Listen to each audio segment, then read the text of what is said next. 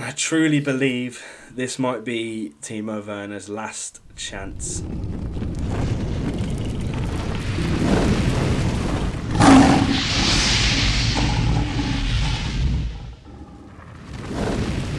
Hello everybody, welcome back to Blues Fans TV and welcome to this Leicester Chelsea preview. My name's Jay and I'm going to give you all my thoughts, predictions on the upcoming game this Tuesday. But before I do so, make sure you check the links below for Football Manager and Kitbag for your discounts on those great products. Right, should we get into the video? Right, it's inevitable when we're going to talk about a preview. We've got to talk about the last game. Don't want to, but we've got to do it. We played Fulham. It was a 1-0 win and it was dreadful. It was unconvincing. It was flat, and overall a very stressful experience. I definitely have more grey hairs now after that game. It was just horrible.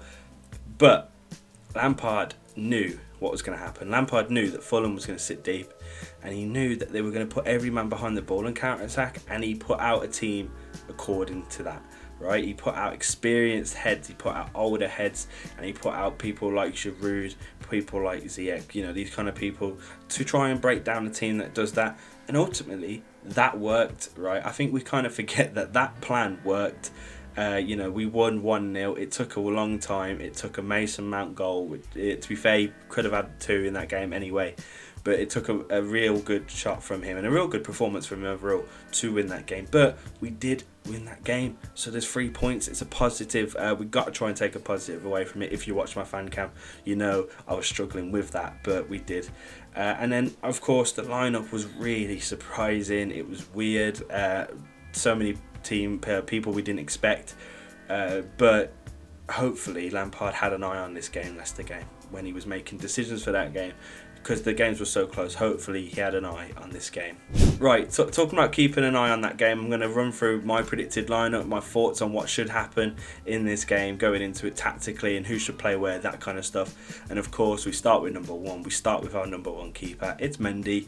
He's the number 1 goalkeeper right now, and listen, he scared the hell out of us in that game against Fulham. There was a moment where Asby had the ball and he ran towards him, and Asby didn't see the run. He kind of hoofed it at him, and it was quite sketchy, to be fair. And listen, Mendy has some mistakes in him, but he's the number 1 goalie at the moment. We stick with him. He can and will be a good goalkeeper for us. And then we move on to the defence. And now, listen, there's 2 names that stay, of course, Chilwell and Silva, of course. Chilwell, playing against his old club, knows a bit about them still. You know, he's there for a long time, played with a lot of these players, so it'd be good to have him in there as well. But of course, Silva starts, you know, the man's pure class.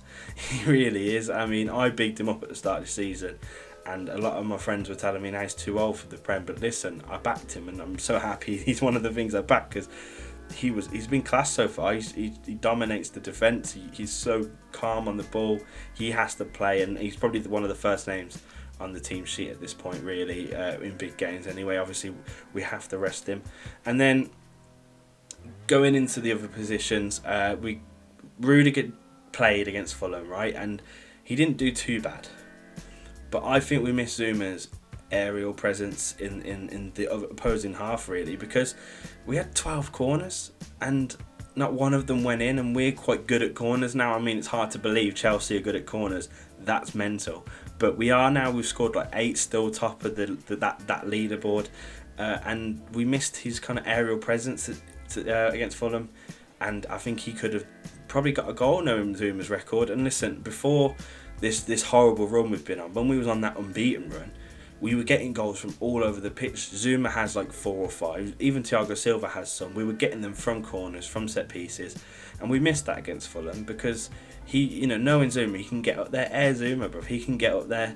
Rudiger didn't do too bad defensively. It is Fulham. They didn't do much. But I think we all want to see Silva and Zuma back together defensively. And then, of course, going forward, he can offer more. And then, finally, the right back. Listen, Azpilicueta, love the guy. Big Dave. Everyone loves Azpi, but even against Fulham, he was getting done, man. He got lucky with the red card. I mean, the red card was a red, but he got lucky that happened because they were running him ragged. When Fulham did attack on the rare occasion, they were doing him. So he needs to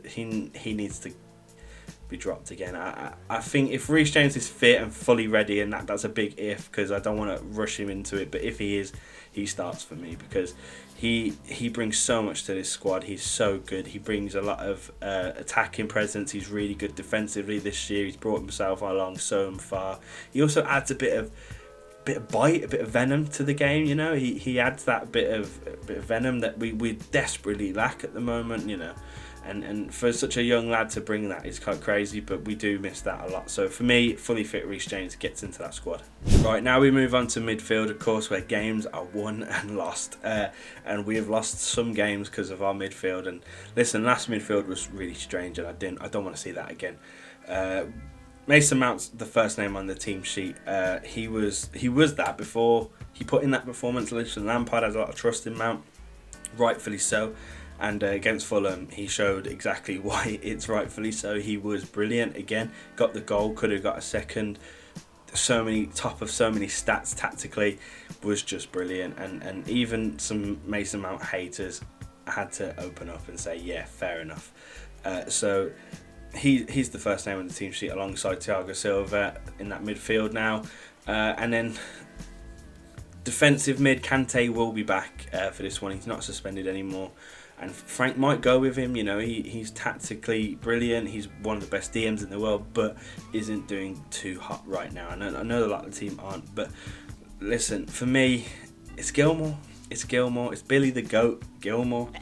He is so good, and he's everything that Lampard wants in a defensive midfielder. He's everything that Declan Rice is, and it's weird because we've got one. We've got Gilmour, and I know he's so young and so inexperienced, but that doesn't matter when it's Gilmour. He seems to be so mature on the pitch and so confident. And listen, the kid's doing this. Give me the ball to Thiago Silva, man.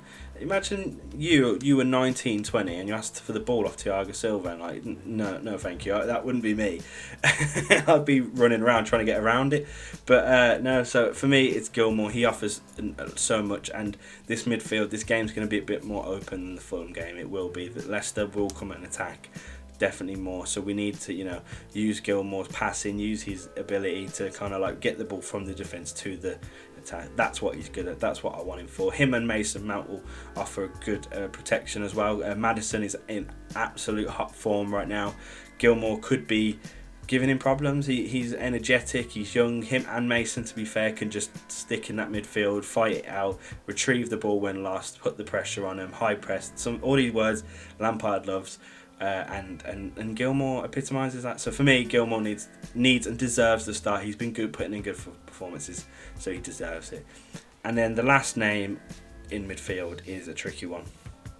It's Kai Havertz for me. I've already mentioned it. This game's going to be more open than the last one, and Kovacic didn't do anything for me against Fulham. Listen, not a lot of players did, but Kovacic was very underwhelming, and I believe that Havertz has now an opportunity to play against a good club in Leicester, very good club in Leicester, but in a game that's maybe more suited to him. It's not going to be breaking down a team. It's going to be quite an open game. It's going to be quite, they're going to come at us a little bit more. He might have more time on the ball to flourish, and that's good experience for him. So yes, Havertz was one of the only bright sparks against City, him and Hudson-Odoi. So why not give him another shot here, especially because Kovacic was subpar in the Fulham game. So that's my midfield three. It's very balanced, I think, because of what Gilmour and Mount could bring together, and then Havertz creatively. So that's my midfield. Right, and then going forward, it's the big topic. Going forward, let's start with the wings. I've already said his name, Hudson-Odoi. Get him on the team sheet. Start him. He's our best winger on form currently.